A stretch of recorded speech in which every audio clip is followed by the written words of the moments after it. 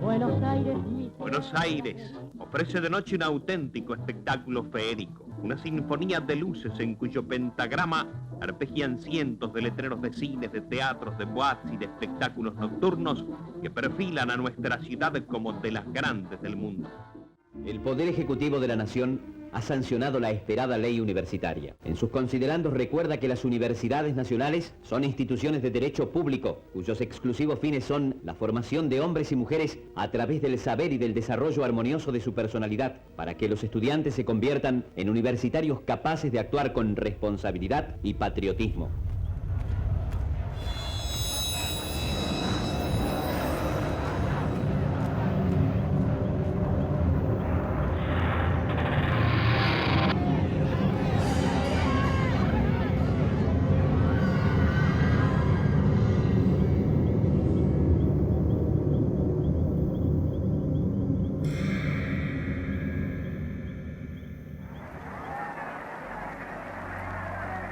A finales del año 1955, luego del golpe militar que derrocó al gobierno constitucional de Juan Domingo Perón, tuvo lugar un proceso de reconstrucción y reorganización de las instituciones universitarias.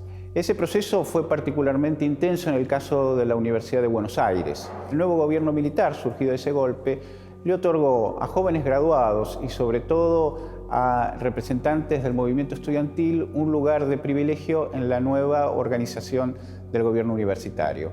El primer rector, José Luis Romero, fue electo a partir de una terna presentada por los estudiantes que incluía además a José Babini y a Vicente Fatone. Se sancionaron nuevos estatutos y en 1958 fue electo rector el filósofo Ricieri Frondizi. Este proceso de reorganización y modernización de la Universidad de Buenos Aires tuvo distintas expresiones y se canalizó a través de diferentes aspectos. Se le otorgó, especialmente a la actividad científica, a la actividad de investigación, un lugar de privilegio en la nueva dinámica universitaria. Esto se expresó de diversas maneras. Una de ellas estuvo vinculada con la extensión del sistema de dedicación exclusiva a la docencia, entendiendo que los docentes tenían que dedicar ese tiempo que implicaba la dedicación exclusiva no solamente a la docencia, sino también a la práctica de la investigación científica. Ese proceso se canalizó a partir de la creación de nuevas estructuras, de nuevos institutos de investigación, en el caso de la Facultad de Ciencias Exactas, por ejemplo, el Instituto del Cálculo. También en alguna medida a partir de la creación de nuevas facultades, como fue el caso de una nueva facultad, mejor dicho, como fue el caso de la Facultad de Farmacia y Bioquímica, e incluso también a partir de la creación de nuevas carreras, el caso de la Facultad de Filosofía y Letras, donde se crearon las carreras, entre otras, de Sociología y Psicología. Entre mediados de la década del 50 y la década del 60, hasta el golpe militar, la UBA vivió uno de los momentos más relevantes de su desarrollo científico y de su innovación pedagógica. Se crearon nuevas carreras organizadas por departamento y numerosos institutos de investigación. Se creó el Departamento de Pedagogía Universitaria y la Dirección de Orientación al Estudiantes. Pero la universidad también estaba comprometida con la sociedad. Por eso decidió crear la Editorial Universitaria de Buenos Aires y el Departamento de Extensión Universitaria. Fue una época muy rica, fue una época caracterizada por una gran ebullición intelectual, por un gran estímulo intelectual, dado en gran medida por los profesores, excelentes profesores que teníamos, por un grupo de alumnos muy especial, por una interacción entre las distintas facultades de Filosofía y Letras, ya que Psicología era un departamento de Filosofía y Letras, y en el famoso coto, el famoso bar, se daban grandes discusiones entre las distintas facultades, no solo políticas, sino teóricas. Creo que el recuerdo del estímulo intelectual de esa época para mí fue inolvidable y me marcó para toda la vida. El entender la diversidad, la articulación de lo educativo más allá de la docencia, la articulación con lo social, con lo político, lo aprendí en la universidad. Para mí, la entrada en la Facultad de Filosofía y Letras fue un cambio copernicano en mi manera de pensar y de entender el mundo. Había cambios muy fuertes en humanidades, había cambios muy fuertes en ciencias y hubo muy fuertes cambios en arquitectura. Cuando la facultad se da vuelta hacia un nuevo modelo en donde entra muchísima gente terriblemente joven, asombrosamente joven. Y cuando volví en el 62 estaba en plena ebullición, que continuó hasta 1966. Los estudiantes fueron quienes promovieron la designación de un rector en 1962, a José Luis Romero. En los primeros años, después de 55, éramos 5 los estudiantes que decíamos que éramos peronistas. Por lo tanto, es verdad que lo del 66 fue una novedad, pero no fue una novedad tan novedosa, pues ya hacía muchos años que venía todo mal, aunque mejorando, en un periodo riquísimo para el desarrollo académico de la facultad. La universidad vivió un momento de euforia, de gran entusiasmo. Los consejeros estudiantiles participaban de una manera muy activa y me tocó formar parte de la asamblea universitaria que sancionó el estatuto de la universidad. Yo tuve el privilegio de poder escuchar a Borges dando literatura inglesa. Íbamos a escuchar por gusto, como oyentes. Íbamos a escuchar a Riccieri enseñando ética, a Riccieri Frondizi. No puedo decir, había una playa de profesores. Eso da una formación inolvidable. No es el problema de ir a dar examen, es el problema de escuchar gente sólida, hablando y diciendo cosas que marcan la formación.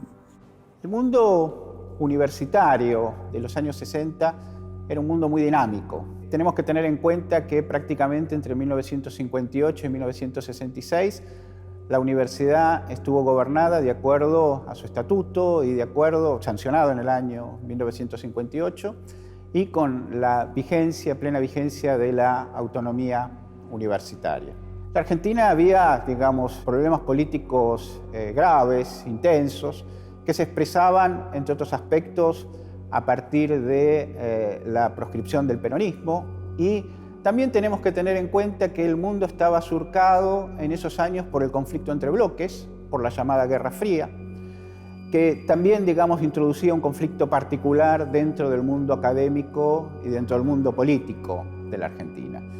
La doctrina de la seguridad nacional suponía, entre otros aspectos, que las Fuerzas Armadas debían entrenarse no en función de hipótesis de conflictos externos, sino también para combatir el enemigo interno. Se acusaba a la universidad de estar albergando a sectores con ideas, podríamos decirlo entre comillas, comunistas. Nuevamente, las Fuerzas Armadas habían interrumpido el orden constitucional y habían interrumpido uno de los periodos más fértiles de la historia de producción científica y tecnológica de nuestra universidad, de innovación pedagógica y compromiso social. Leíamos los autores de avanzada, los autores marxistas, toda la línea sociológica articulada con la educación. Era una universidad donde adentro y el afuera parecía no tener límites, ¿no? Por supuesto, el adentro de este movimiento de ideas, de sentimientos, de artes, de ciencia, se relacionaba con el afuera de vanguardia. Los que estábamos en psicología, que estudiamos esta cosa que era nueva para el país, no había psicólogos, los que nos enseñaban no lo eran, con lo cual la identidad la teníamos que ir configurando y armando nosotros. El país era un país que crecía, una sociedad que confiaba, que sentía que tenía futuro, que el país iba a crecer, que la sociedad se iba a desarrollar, y la universidad era un engranaje muy importante dentro de este proceso de crecimiento del país. De alguna manera había demandas hacia el poder político de intervenir a la universidad antes del golpe de Estado, porque éramos justamente, eso era el centro del comunismo, del marxismo, estábamos todos los que estaban ensuciando las mentes tan límpidas y blancas de nuestra juventud. Los militares tenían dos miedos. El miedo fundamental era el comunismo. Y el segundo miedo era el peronismo. Pero el peronismo, por otro lado, lo veían como algo que podía frenar el comunismo. De ahí vienen todas esas contradicciones y todas esas historias, idas y vueltas y cosas que hubo en esa época. Con respecto al gobierno del doctor Ilia, yo no soy radical, pero hay que rescatar realmente que ese gobierno ha sido un muy buen gobierno y que realmente las universidades gozaron, digamos, en ese periodo realmente de un clima de apoyo importante, ¿no es cierto? Y en algunas facultades se ha notado más que en otras. En el gobierno de Ilia, el presupuesto de educación del país llegó a niveles que nunca se alcanzaron, 23% del Producto Bruto. Sin embargo, la lucha más fuerte del movimiento estudiantil era por mayor presupuesto. Que en esa época todo lo que tenía que ver con la universidad tenía mucha repercusión. El prestigio de la universidad era muy alto. La presencia de la gran cantidad de librerías que había en la calle Viamonte, eso también es algo que extrañamos. Ya no hay tantas librerías, sí están en Corrientes, etc., pero las librerías de filosofía y letras, vamos a decirlo así, donde uno iba a ver las novedades. Bueno, ese recuerdo y una época en que se leía mucho. Los estudiantes vivían cortando la Avenida Libertador. El comedor universitario, las becas, el transporte. No sé. Eso estaba favoreciendo un clima de golpe. Y había una campaña periodística muy fuerte contra Ilia. Momentos previos a la intervención, momentos previos al golpe de Estado, creo que hubo un tema muy lamentable, que fue una visión distorsionada, a mi criterio, políticamente torcida, que en ese momento estaba presente en, por ejemplo, las revistas de moda, Primera Plana, Confirmado. Muchos nos comimos con mayor o menor énfasis esta versión de un presidente cordobés lento. Está claro que la lógica de los que hicieron el golpe militar, creo que de todos los golpes militares, en este caso, en ese particular, es que creían que ellos que con autoritarismo iban a poder dominar las ideas, iban a poder dominar el pensamiento del otro, y era claramente un choque entre dos dimensiones totalmente diferentes. Aquellos que creen que con el autoritarismo son dueños de la verdad absoluta, vaya a saber signado por qué cuestión, contra los que creemos que en el pensamiento, en el debate, en el espíritu crítico, en el poder confrontar ideas con el otro, viene realmente el verdadero crecimiento y el verdadero desarrollo y el poder solucionar la problemática de lo que nuestra sociedad necesita. Creo que esa era la gran confrontación de ideas y no podían darse el lujo de tener en un gobierno autoritario que desconocían las instituciones, que desconocían la participación democrática, que desconocían que la gente podía opinar libremente, que haya justamente una institución en donde era exactamente todo lo contrario.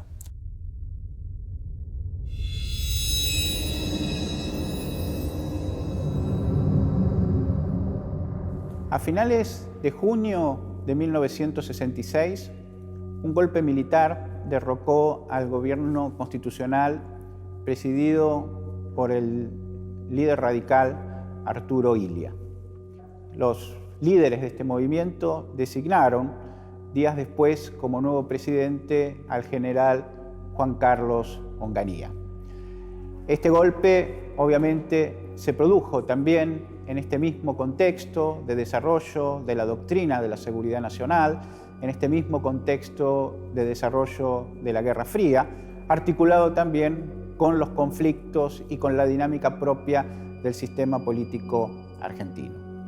A finales de julio de 1966, el gobierno de Onganía dictó una ley y de acuerdo con esa ley se dispuso que los rectores de las universidades tenían que transformarse en administradores o interventores.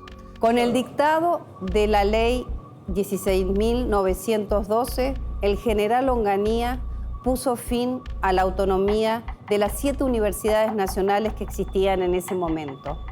La UBA ya se había manifestado en contra del derrocamiento del gobierno de Ilia a través de una declaración pública de su Consejo Superior, en donde manifestaba que era condición de existencia de la universidad la libertad de expresión y por eso debía manifestar su pensamiento contrario al golpe de Estado. Cuando nos acercamos a la fecha de junio, más o menos, del 1966, en el patio de Perú se veían más número de pequeños grupos discutiendo y conversando porque se veía venir un cielo bastante tormentoso, no cabe duda, a nivel político general. Y había habido cuestiones que habían exacerbado los ánimos, inclusive algunas de las dudas que algunos tienen sobre por qué se ensañaron con esta facultad. Bueno, sí, evidentemente porque era la punta del obelisco, digamos, de una cosa nueva que pretendía servir al país, pero servirlo desde lo básico, de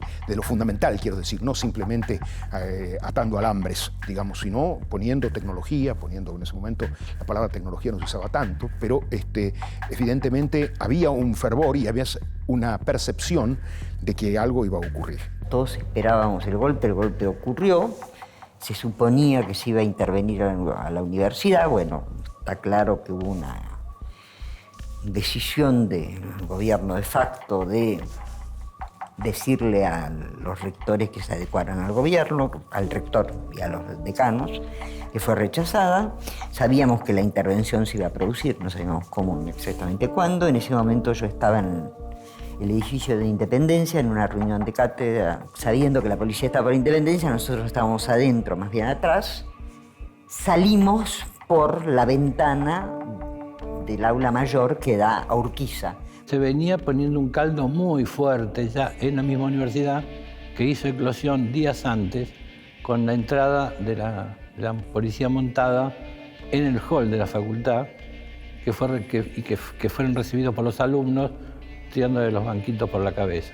Nosotros sentimos que estaban atacando la cultura, la libertad de pensamiento, la creatividad posible y fundamentalmente estaban atacando a la democracia. Todas las primeras decisiones de la intervención fue borrar y hacer borrón y cuenta nueva de esta universidad que habíamos forjado, que nosotros éramos muy orgullosos en ese momento y que era toda la herencia de Córdoba, de la reforma universitaria. Entonces, el gobierno tripartito, la participación de los estudiantes en el gobierno estudiantil, la autarquía, la libertad de claustro, en fin, era una serie de conquistas por las cuales éramos admirados. Cada vez éramos menos optimistas en cuanto a que la universidad pudiera quedar al margen de lo que estaba pasando en el país. O sea, la universidad aparte de la sociedad y estaba destinada a que le pasara lo que le pasaba al país. Estábamos en un acto en el salón de actos de ahí de Paseo Colón, con el ingeniero Chancaglini, que era el rector en ese momento, y entró una comisión de la comisaría de la zona, ¿no? Que habrán entrado, no sé si 20 agentes. Al salón deben haber entrado, no sé, más de 6 o 7. Y nos empezaron a decir que nos teníamos que ir. Y bueno, y empezaron a empujar a la gente que evidentemente no pensaba resistir de ninguna manera. Sin embargo, un muchacho que estaba el último del salón y qué sé yo, y que hizo algún gesto de resistencia, le pegaron un bastonazo en la cabeza y lo desmayaron. El 28 de junio de 1966, el rector de la Universidad de Buenos Aires, Hilario Fernández Long, acompañado por el secretario general, Ludovico Ivanišević, hacen una declaración contra el golpe de Estado de Onganía, que el mismo día el Consejo Superior va a tomarla como propia. En este día aciago en el que se ha quebrantado en forma total la vigencia de la Constitución, el rector de la Universidad de Buenos Aires hace un llamado a los claustros universitarios en el sentido de que sigan defendiendo como hasta ahora la autonomía universitaria, que no reconozcan otro gobierno universitario que el que ellos libremente han elegido de acuerdo con su propio estatuto, y que se comprometan a mantener vivo el espíritu que haga posible el restablecimiento de la democracia. Algunos rectores de universidades nacionales decidieron transformarse efectivamente en interventores y aceptaron la disposición del gobierno, y otros la rechazaron de plano. Ese fue el caso del rector de la Universidad de Buenos Aires. La reacción, que tuvo amplio consenso, digamos, contra esta decisión del gobierno nacional en el ámbito de la universidad, se tradujo luego en términos de protesta en la ocupación por parte de estudiantes, de profesores y docentes de algunas de las facultades de la Universidad de Buenos Aires. La reacción del gobierno nacional frente a este hecho consistió en enviar a la Guardia de Infantería a desalojar las facultades.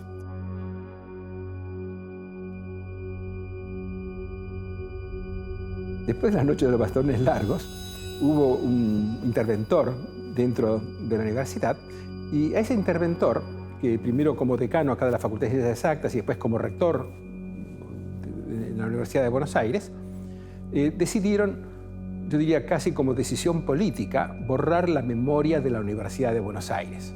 Que salvo el cartel de entrada que dice universidad, no hay nada que recuerde más de 200 años de historia que ha tenido la Manzana de las Luces. La Facultad de Ciencias Exactas era vista por la dictadura como un núcleo y con una idea de la universidad bastante definida.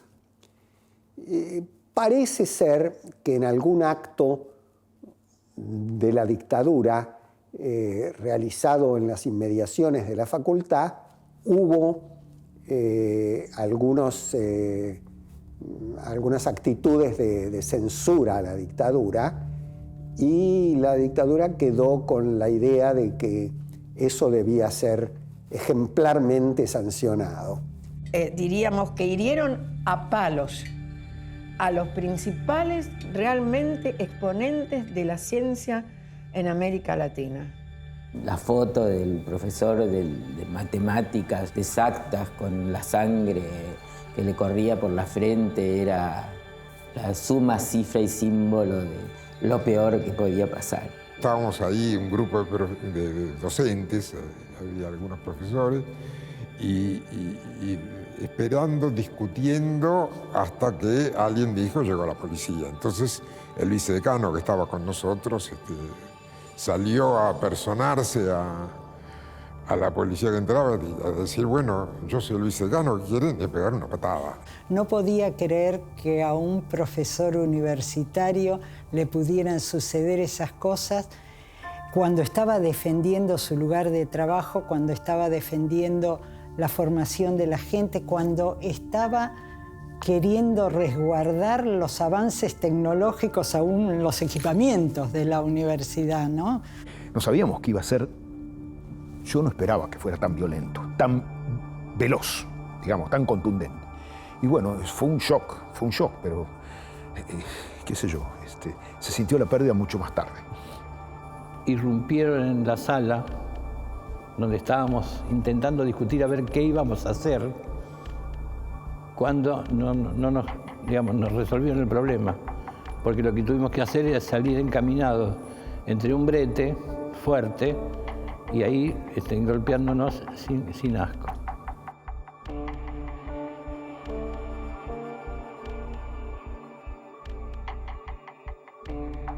Las generaciones no pasan en vano. Hay chicos para los cuales hoy la trágica dictadura militar del 76 es un recuerdo histórico. Se la tienen que contar. Entonces, contarle esto, que fue como un ensayo, es un poco difícil. Es decir, nosotros tenemos una historia muy violenta, muy sanguinaria.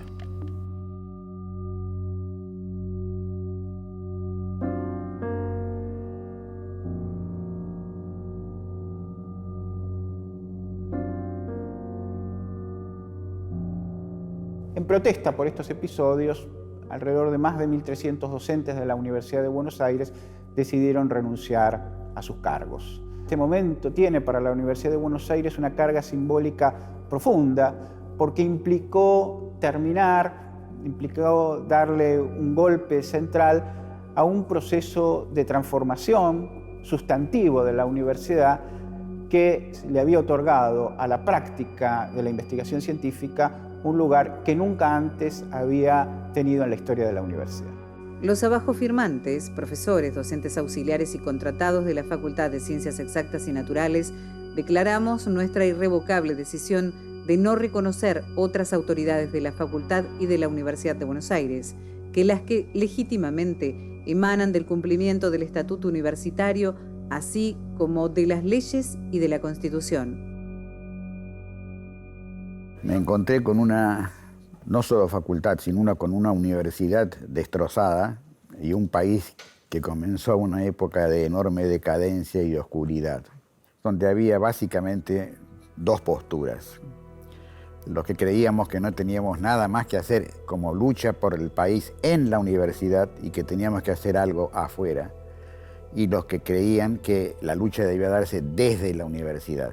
Las renuncias en la facultad fueron masivas, con un efecto devastador sobre la institución, la calidad de la educación, la posibilidad de formarse de los estudiantes.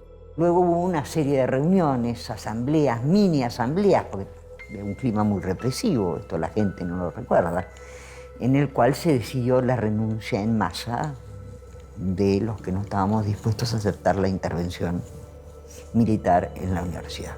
En el pasillo de la facultad hubo reunión de los docentes auxiliares y de todos los docentes auxiliares con dedicación exclusiva quedaron solo 3.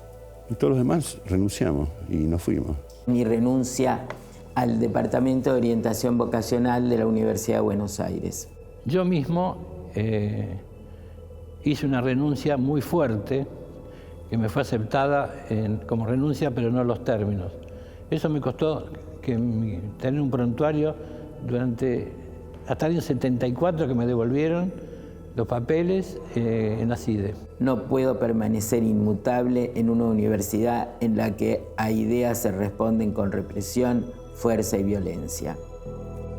El 31 de julio de 1966, el profesor de la Facultad de Filosofía y Letras y ex rector de la Universidad de Buenos Aires eleva su carta de renuncia expresando: Señor decano de la Facultad de Filosofía y Letras, cumplo en dirigirme a usted para elevar mi renuncia como profesor titular con dedicación exclusiva de Ética e Historia de la Filosofía Contemporánea. No puedo permanecer como profesor de una universidad avasallada por un acto de fuerza. Desde ayer, la arbitrariedad sustituye al derecho y la autonomía universitaria y la libertad de la cátedra han dejado de tener vigencia. La autonomía es un principio básico de la universidad moderna.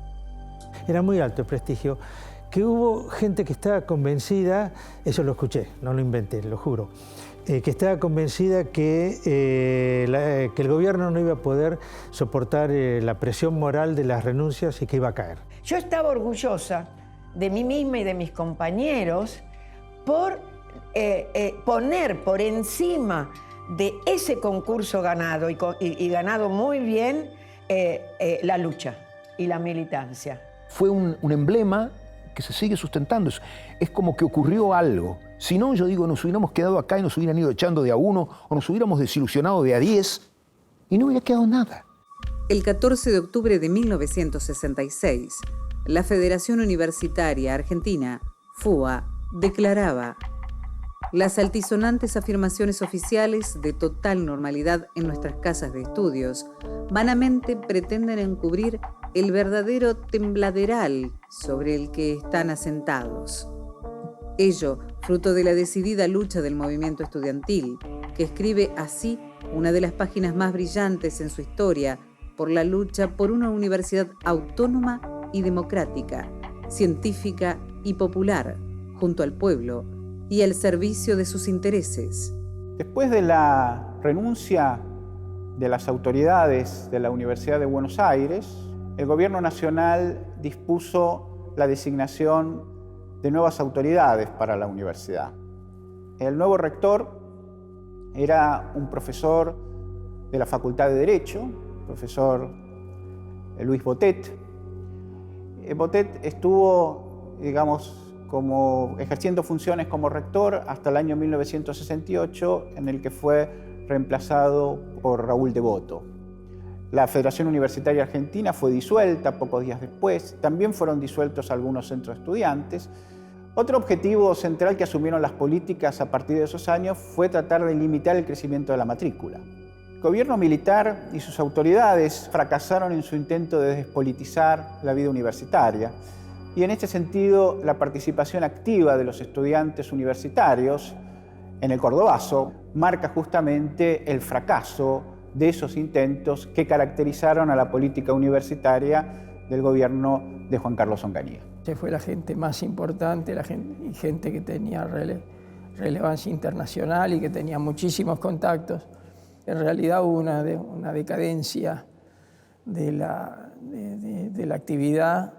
Y sobre todo creo que hubo una influencia en las cuestiones de ingeniería y demás, porque hubo una caída hubo una ofensiva bastante importante con respecto a la industria nacional y a la fabricación nacional.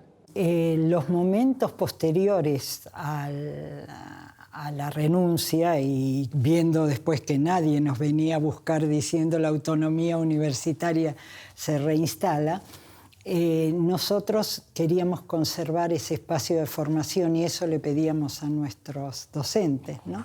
Sale una ley de Onganía que prohíbe el ejercicio de la psicología, de la psicoterapia a los psicólogos, y nos pone absolutamente como auxiliares médicos.